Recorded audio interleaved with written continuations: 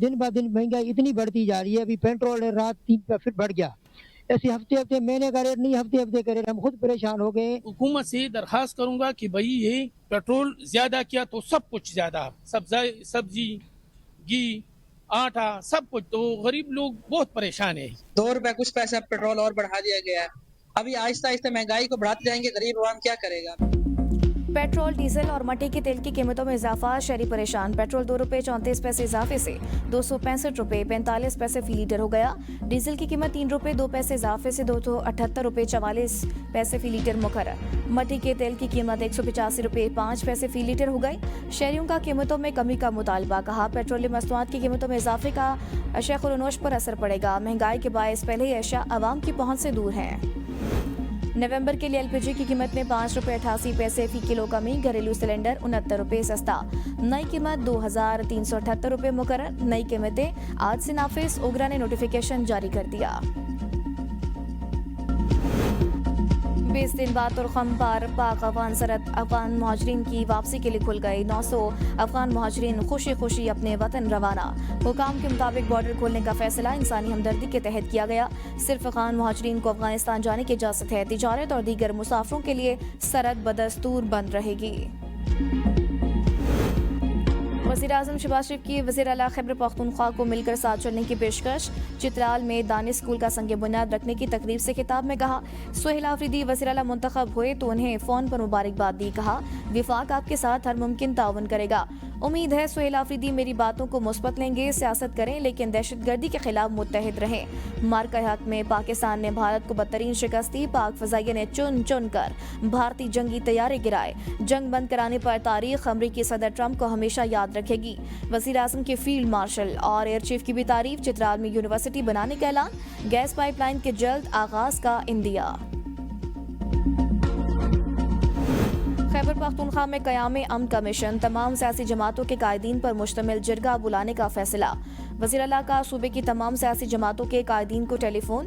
सुहेल आफरीदी का मौलाना फजल रहमान, अहमद वली खान, अमीर मुकाम, आफ्ताब शेरपाव और मोहम्मद अली शाह बाचा से राबता। कहा, इख्तिलाफी राय जमहूरियत का हुस्न है मगर अमन सबका मुश्तरका हदफ है। तमाम फरीकैन को साथ लेकर पायदार अमन यकीनी बनाया जाएगा। सूबाई असम्बली की इन हाउस कमेटी के तहत जिरगा बुलाने का फैसला किया है। स्पीकर असम्बली की जानिब से तमाम कायदीन को बाज़ाब्ता मदऊ किया जाएगा। सूबे में अमन के क़याम पर कोई दो राय नहीं। अमन व इस्तेहकाम हुकूमत की अवलीन तरजीह है। पीपल्स पार्टी आज़ाद कश्मीर में हुकूमत बनाने की पोजीशन में आ गई। वज़ीर आज़म का ऐलान इस्लामाबाद में नहीं मुजफ्फराबाद में होगा। Chairman Peoples Party Bilawal Bhutto Zardari की मीडिया से गुफ्तगू। कहा, असम्बली की बाकी मुद्दत अवामी खिदमत का इम्तिहान है। अगले 9 महीनों में कश्मीरी आवाम के ख्वाब पूरे करेंगे। पीपल्स पार्टी की बुनियाद कश्मीर कॉज की वजह से रखी गई थी। 3 नस्लों से कश्मीरियों का मुकदमा लड़ रहे हैं। गैर सियासी सोच और साजिश की वजह से कश्मीर में सियासी हिजान पैदा किया गया। कश्मीरियों से वादा करता हूँ कि आपकी नुमाइंदगी करूँगा, मायूस नहीं करूँगा। सियासी इख्तिलाफात हो सकते हैं, मईशत और गवर्नेंस पर मुत्तफिक होना जरूरी है। बदकिस्मती से असम्बली को एहतजाज का गढ़ बना दिया गया। स्पीकर पंजाब असम्बली मलिक अहमद खान का गवर्नमेंट कॉलेज यूनिवर्सिटी लाहौर में स्पोर्ट्स काला से खिताब। कहा, जंगों या कत्ल के बाद भी बातचीत से ही मसला हल किया जाता है। अगर कोई खिते में अपनी बदमाशी साबित करेगा तो फिर पाकिस्तान भरपूर जवाब देगा। पीपल्स पार्टी के मुमकिन एहतजाज के बायस हुकूमत कौमी असम्बली का इजलास बुलाने से गुरेजा। 27 अक्टूबर को इजलास ना बुलाया जा सका। पीपी के साथ मामला तय पाने पर इजलास 3 नवंबर को बुलाए जाने का इम्कान है। पीपल्स पार्टी का मौक़िफ़ है, हुकूमत विफाक और पंजाब में मुआहदे पर अमल दरामद नहीं कर रही। पंजाब में किसी को गैर कानूनी सरगर्मियों, असलहा की नुमाइश और शहरियों में खौफ राज फैलाने की इजाज़त नहीं। अवाम और उनके हकूक़ का तहफ़्फ़ुज़, कारोबार के लिए साजगार माहौल फराहम करना मरीम नवाज की पहली तरजीह है। वज़ीर इत्तलात अस्मा बुखारी का बयान। कहा, पंजाब में तरक्की और गवर्नेंस का जो ट्रेंड मरीम नवाज ने मुतारिफ करवाया वो बाकी सूबों के लिए रोल मॉडल बन चुका है।